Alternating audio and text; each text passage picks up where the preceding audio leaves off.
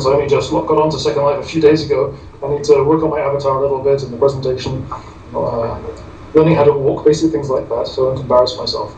Yeah. Okay. 2 or 3 weeks. And what about the? You said you're publishing a book. What's that about? Yes, the book is, well, I've had several versions of several books over the years, ever since Wired book publishing went broke for about 10 years ago and took my book with it. But this book is called The Proactionary Principle, and it's really all about how do we think more intelligently about the future, about major decisions regarding technology and the environment. So it's not really a book addressing specific technological problems in themselves directly, it's more about how do we think more intelligently. So I'm trying to bring together a lot of different areas of knowledge, from psychology to economics to cognitive psychology to philosophy, all to focus on methodologies for making smarter decisions about stem cell research, genetic engineering, all of these big questions, investments, government policies, treaty organizations and how they should make their rules or not make them. So that's really the focus. Okay, and it's called the Proactionary Principle? The Proactionary Principle, yes. Oh, okay, and that kind of makes me think about some technology that is coming up that some people are worried about, and that we had a question, it was a few minutes ago, about brain-computer interfacing, and as that comes about, how are we going to deal with the Big Brother aspect of brain-computer interfacing? Because obviously computers can be hacked, many people are worried about that. How is society going to deal with that issue?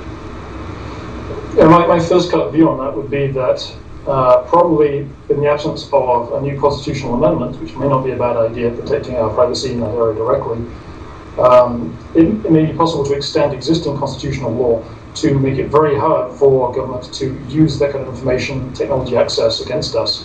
I think history shows that large concentrations of power like that, like governments do tend to misuse that. So we should try to make that very difficult from the outset, but not to discourage the research itself, because I think the individual use with proper safeguards, I think that's going to be a very crucial part of our future. So one of the most important things you would say would be at the governmental level, as far as like constitutional amendments, as a right for people to not be infringed upon by government through new technology, basically. That would be the first line of defense? Yes, I think extending some of the current principles about privacy, for instance, which actually I think are somewhat constitutionally dubious. If you look at the laws on abortion, which I'm very much in favor of, abortion rights, nevertheless I find it a little bit of a stretch, some of the constitutional arguments based on right to privacy. It's a bit of a stretch. If they can be stretched to that use, I see no reason at all why they couldn't be extended to include rights to our cognitive privacy. I think that's a lot closer application.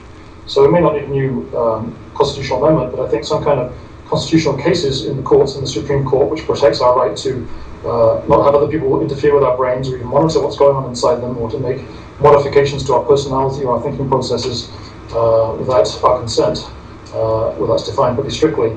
I think that's certainly an important thing going forward. At the same time, that shouldn't restrict individuals from agreeing to be involved in research projects or to modify themselves, although even for private efforts, I would certainly emphasize the idea of informed consent being essential to any of those research efforts. All right.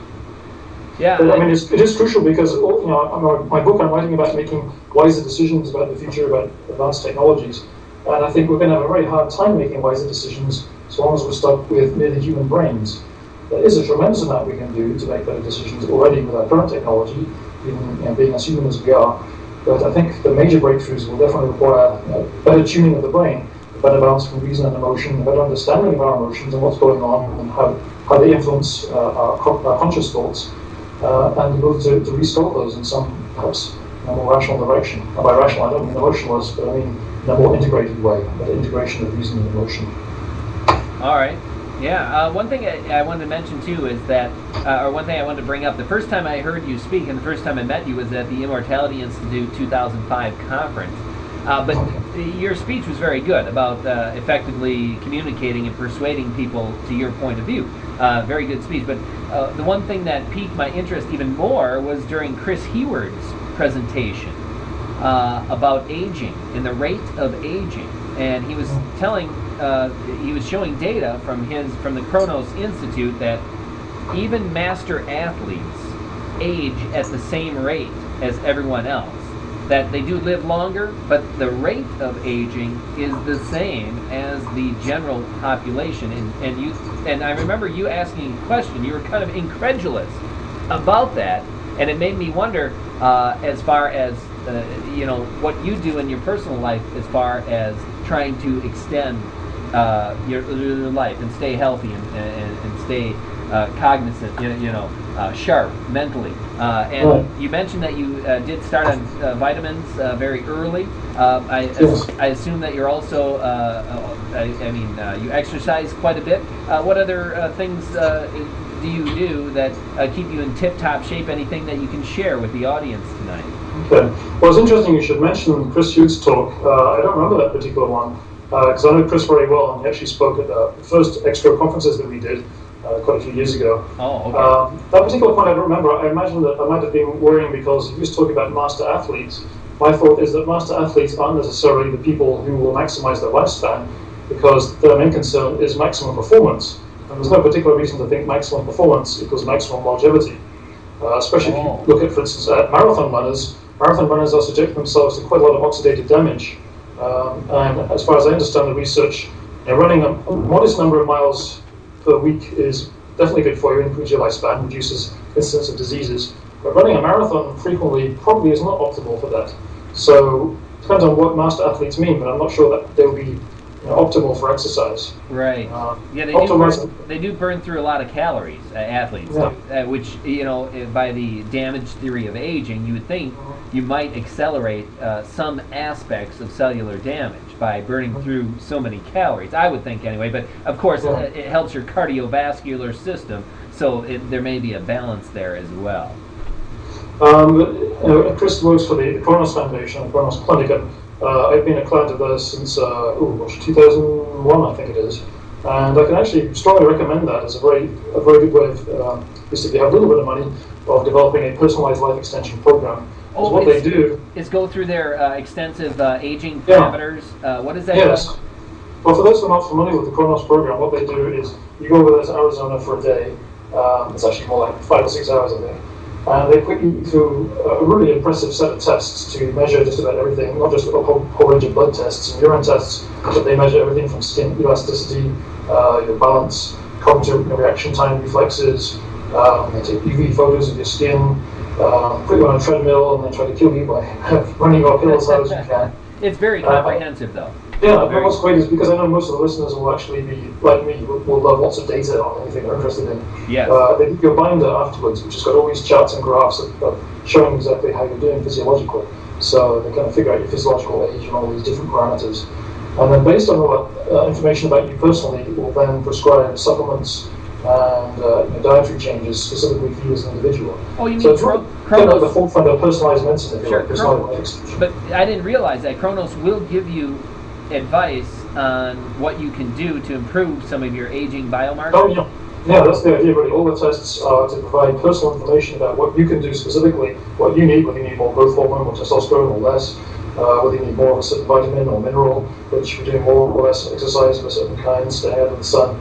They can look very specifically at your results, not the average, what's good for the average people, and prescribe to you individually, which I think is the only way to do it sensibly. All right, yeah. It's kind of, if you like, it's a bit more, it's like a modest version of what Ray Kurzweil does. Sure. If you're not a multi-millionaire and can't afford to be spending several hours a week, every week, running tests and so on, then Kronos is a fairly good compromise, I think. Yeah, but you're not up to the level of Kurzweil either as far as supplements go? No, actually I take a lot fewer supplements than I did in my teens. I kind of, after reading Pearson and Shaw back then and being a big enthusiast, I was taking 30 or 40 or 50 pills a day probably. Oh. When people would walk into my room in Oxford, I'd take my pills and actually also the cryonics equipment. I had a heart-lung resuscitator in my room, which I thought was very peculiar. I also had several rows of vitamin bottles. But since then, essentially I just take a few pills a day. They're the ones that Kronos put together, and they're personalized for my particular needs. I see, okay. My program essentially consists of taking some supplements, a fair bit of aerobic exercise right now, so I need to drop a few pounds. Now in my mid-50s, it does creep on, so I've got to take off a few pounds to get back to where I was. And muscular exercise, which I think tends to be neglected in health discussions, so it's really important to get it is. As far as I can tell from all the research, regular exercise is the closest thing to a magic bullet as far as living longer. that we've I got. mean, not just running. Not just running. A lot of people think, if I just run a bunch of miles a week at a slow pace, that's